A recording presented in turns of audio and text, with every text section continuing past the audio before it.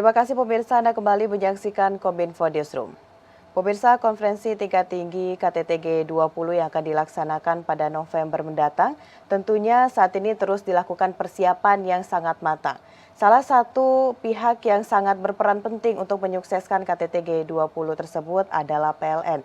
Dalam hal ini juga PLN terus mempersiapkan berbagai hal, dan kemarin kita juga melihat bahwa dari Menko Marves dan juga Wakil Presiden telah meninjau bagaimana kesiapan dari PLN untuk menyukseskan pelaksanaan KTT G20.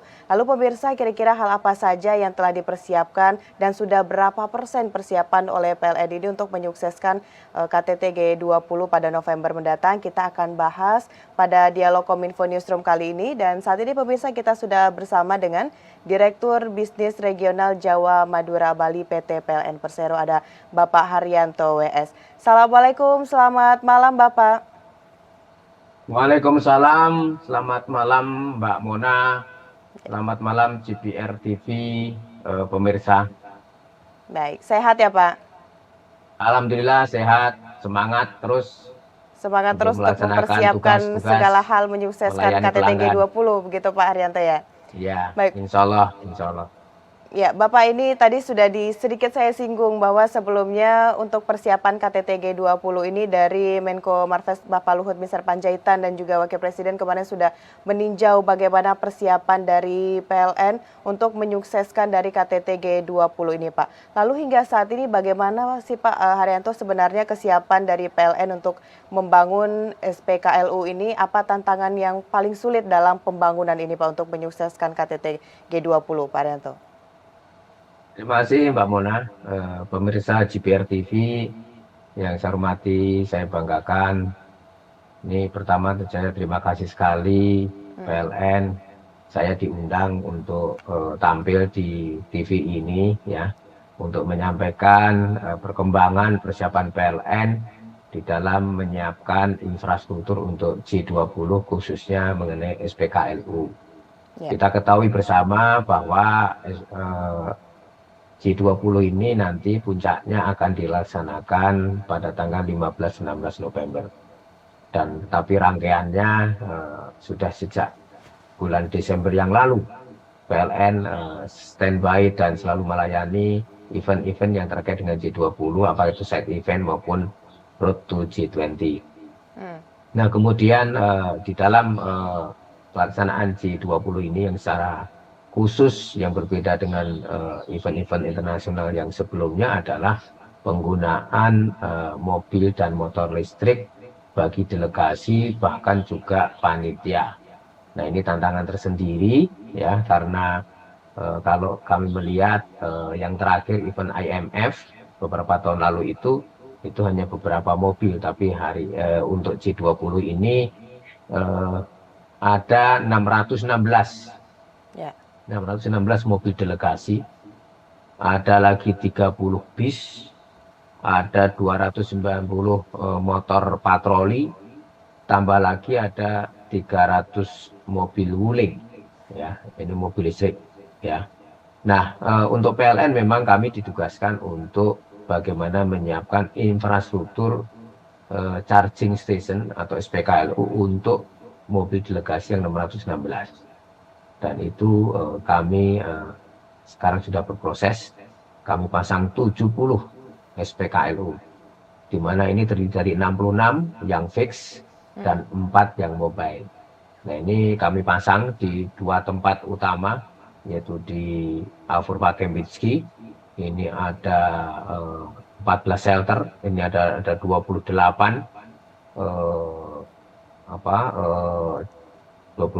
SPKLU.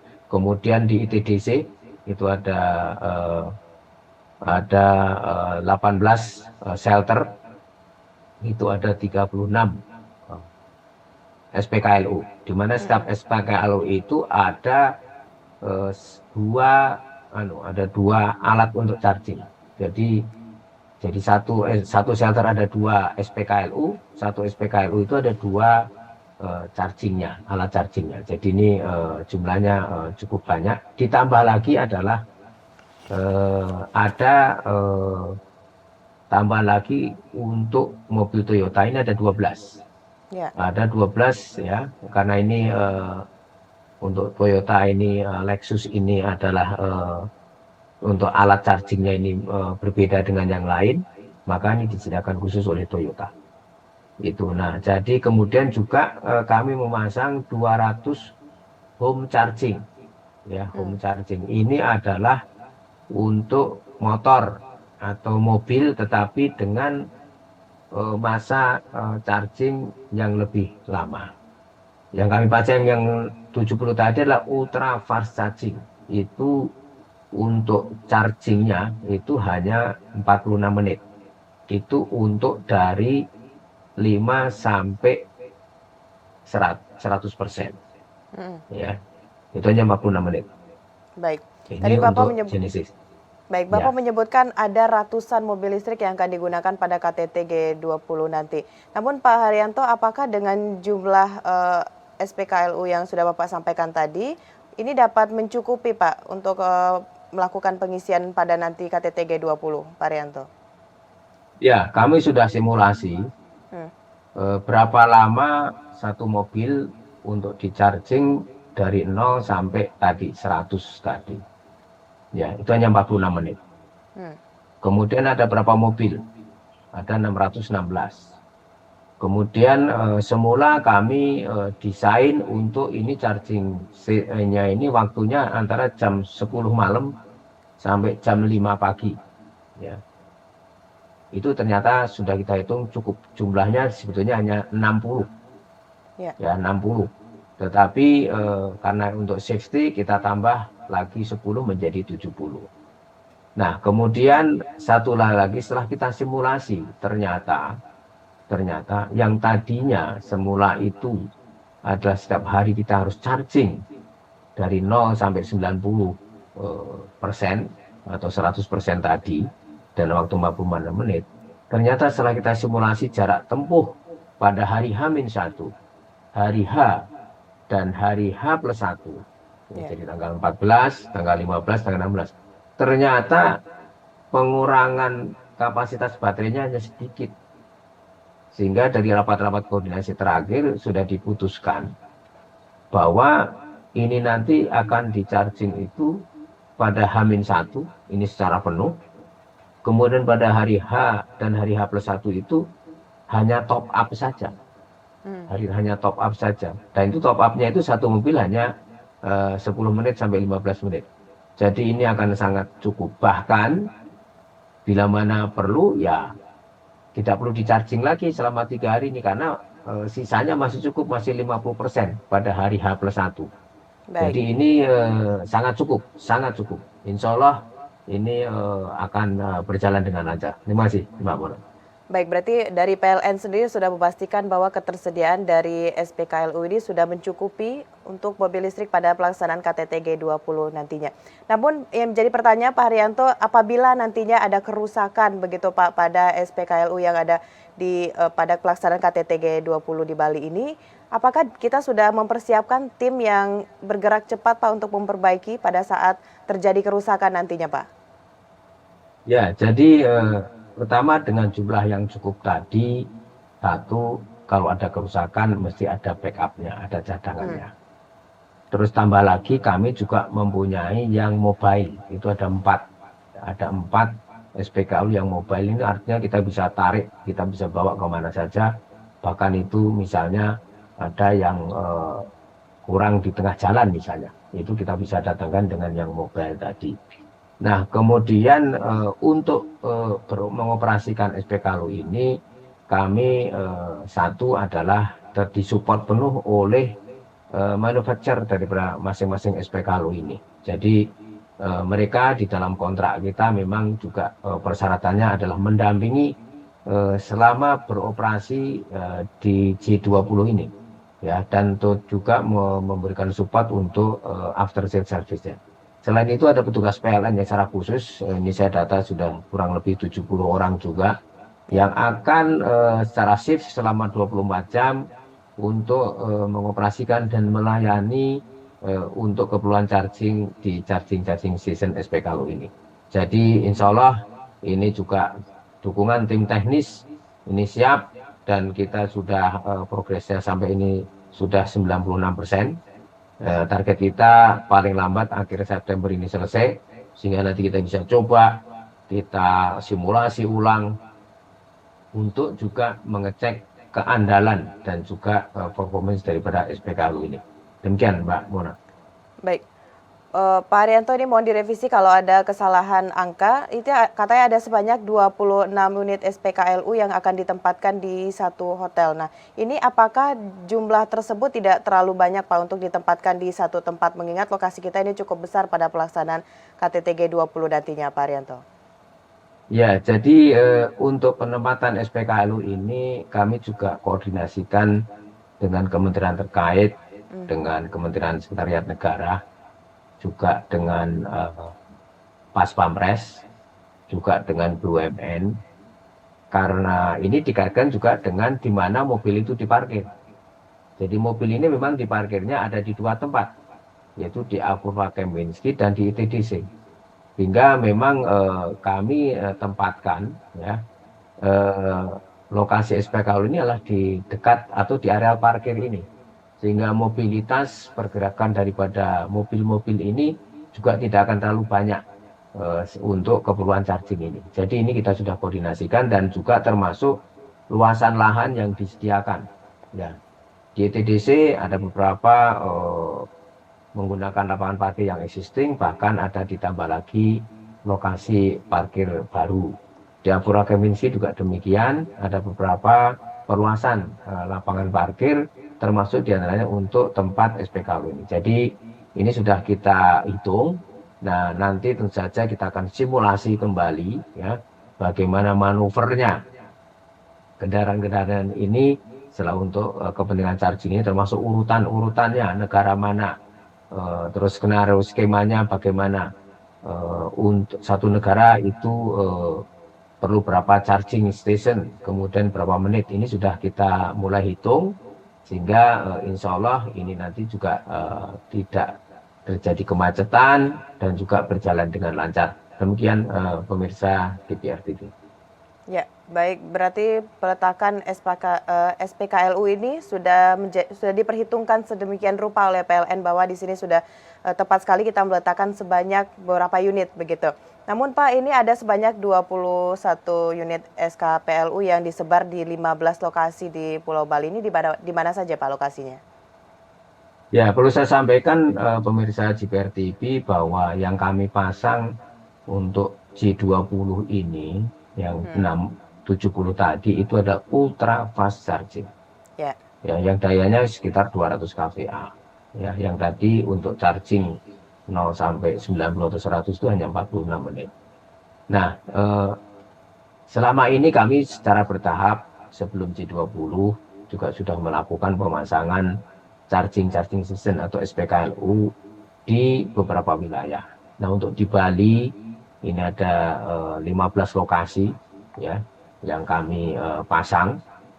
Kemudian ini kita pasang di seluruh Bali, tapi lebih banyak di Denpasar. Kita pasang di Denpasar ini untuk sebagai dukungan untuk ekosistem mobil listrik dan motor listrik, termasuk untuk memberikan kemudahan bagi masyarakat yang sudah menggunakan mobil dan motor listrik. Ini sebagian besar berada di bangunan instalasi-instalasi PLN, di kantor-kantor PLN, misalnya di Bali, di Denpasar itu ada di Renon misalnya, ya. Kemudian di beberapa lokasi, sehingga ini bisa memberikan kemudahan bagi pelanggan atau masyarakat yang akan melakukan charging. Nah, termasuk kita pasang juga ada di Singaraja, ya. Kita pasang juga di Gilimanuk, gitu ya, di beberapa kantor PLN, sehingga ini kita harapkan ini juga memberikan sinyal bahwa PLN terus mendukung pengembangan mobil dan motor listrik ini dengan membangun ekosistemnya dengan SPKLU ini. Demikian pemirsa JPR TV. Ya, baik.